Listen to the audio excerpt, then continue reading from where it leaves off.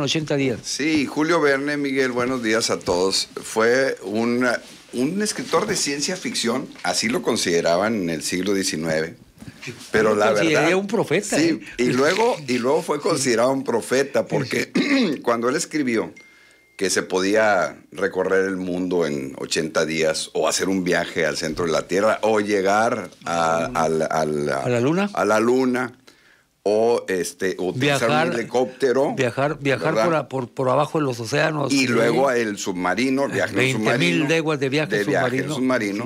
Entonces él lo que estaba era anticipando el futuro y pues viendo la posibilidad real que se convirtió en esos grandes inventos que transformaron a la humanidad en ese siglo XIX. Él murió en 1905, pero todo el siglo XIX vivió bastante tiempo, afortunadamente.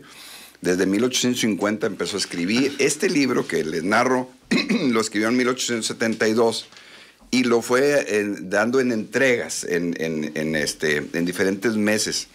Y fue publicado, ya se considera, en 1872, un 21 de diciembre. Y precisamente la historia que nos cuenta Julio Verne, de este personaje inglés, era un personaje inglés que hace una apuesta. Estaba él en un club ahí privado, era un hombre adinerado, y entonces les llega una noticia que iba a abrir una vía ferrocarrilera y en la India, y que ese ferrocarril, decían los mercadólogos de ese tiempo, que iba a recorrer el mundo. Entonces empiezan ahí a discutir entre los amigos que si se puede recorrer el mundo, y dice, claro que sí, y les apuesta 20,000 libras esterlinas.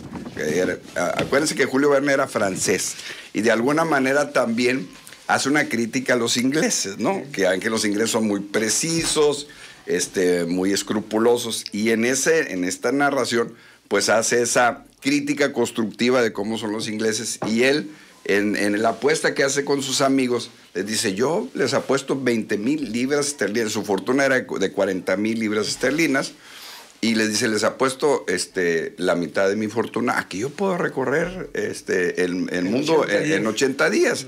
Entonces pues cazan la apuesta ahí. Y él pues se embarca en ese recorrido. Acuérdense que en ese tiempo, pues lo único que había pues eran los trenes, los barcos, el vapor exactamente, y los viajes que se hacían en elefante, que él lo hace también en Nueva Delhi, ¿no? En la India. Y aquí viene en el libro pues esa agenda, ese itinerario, ¿no? Iba a salir de Londres a Suez. En ferrocarril vapores iba a ocupar 7 días. Después de Suez a Bombay iba a ocupar 13 días. Y luego de Bombay a Calcuta por ferrocarril 3 días. Luego de Calcuta a Hong Kong, a China, iba a ir también 13 días. Luego de Hong Kong a Japón en 6 días. De Yokohama a San Francisco, ya venía para acá, para Estados Unidos, en 22 días, ¿verdad? Exactamente. Pasa el Pacífico para llegar al Atlántico. Para Atlántico, exactamente. Y luego de San Francisco a Nueva York por ferrocarril, 7 días. Y de Nueva York a Londres en barco y en ferrocarril 9 días. Y contaban los 80 días. Ese era su recorrido. Claro, pues ustedes ven, es el mundo inglés, ¿eh? Sí. O sea, es el mundo en donde Inglaterra tenía sus posesiones, su fuerza, sí, y donde ellos habían invadido. Era el Imperio Británico, que también es bien interesante el libro por esa parte de la geografía política que hace Julio Verne, porque además de que fue un gran escritor, tenía muy claro cómo estaba el mundo en ese tiempo, en un tiempo en donde ya había pasado la Revolución Industrial, en un tiempo en donde ya pues el Renacimiento ya había dado todos los inventos, y él sabía que tenían que venir otros inventos que tenían que revolucionar al mundo. Y en ese recorrido pues va narrando pues todo tipo de historias, ¿no? Cuando se embarcan en el primer recorrido, se sube un policía inglés de Scotland Yard, que es la policía famosa, ¿no? Y él andaba buscando a un personaje que había robado un banco en Inglaterra por 32,000 libras. Y era el agente Fix, se llamaba. Entonces veía en el personaje, en el personaje principal, Phileas Fogg, que es el inglés que apostó y es el personaje principal de la novela, decía que tenía muchas características, muchas peculiaridades muy similares a la persona que él estaba buscando. Cuando se sube y se embarca en el primer recorrido con él, no le llega la famosa orden de aprehensión. Sí. Entonces, pues no lo puede aprender porque no tenía un documento legal. Y entonces, pues lo sigue y se va con él al otro viaje esperando que pues ya le tuviera la orden de aprehensión.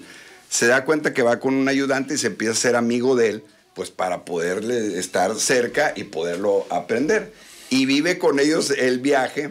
Ya en el tercer viaje ya se da cuenta que realmente él no era, que no tenía esas peculiaridades. Pero en el viaje a la India, ellos ven que va una mujer que la llevan sometida con opio y todo, que la están como castigando muy particularmente con esa discriminación que hay allá.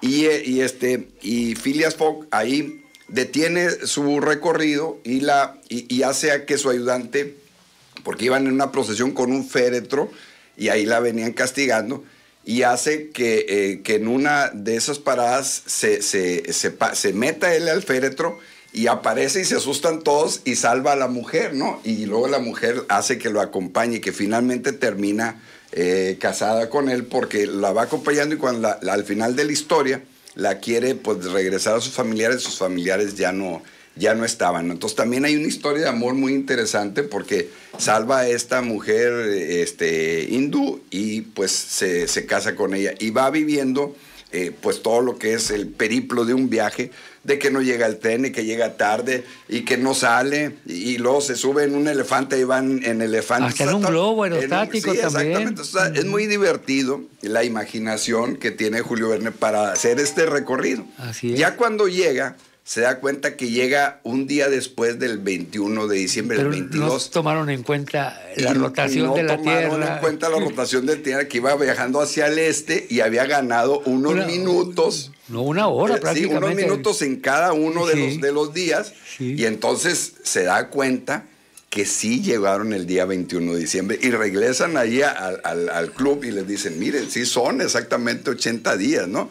Y ya finalmente le pagan su apuesta, pero él ya se había gastado casi 19,000 libras esterlinas, ya no era tanto lo que había ganado, pero pues se queda con el orgullo de haber logrado eso y con el amor que se encontró en ese recorrido. Es una película, es un libro extraordinario, sí, pero, miren, corto realmente. Sí. Por eso hoy que es Navidad es importante para que le lean a sus niños. No, pero déjame decirte algo, hay dos versiones. Hay una últimamente que sacó Jackie Chan con otro actor que no tiene nada que ver, pero que está muy divertida. Pero hay una película que se llama La Vuelta al Mundo, que tiene una música extraordinaria. Creo que es Michael Todd. Y esa la filmó, si mal no recuerdo, David Niven como el personaje y Cantinflas era el ayudante. Sí. Y esa película ganó Óscares. Sí. Around the World in 80 Days. Está bien la película.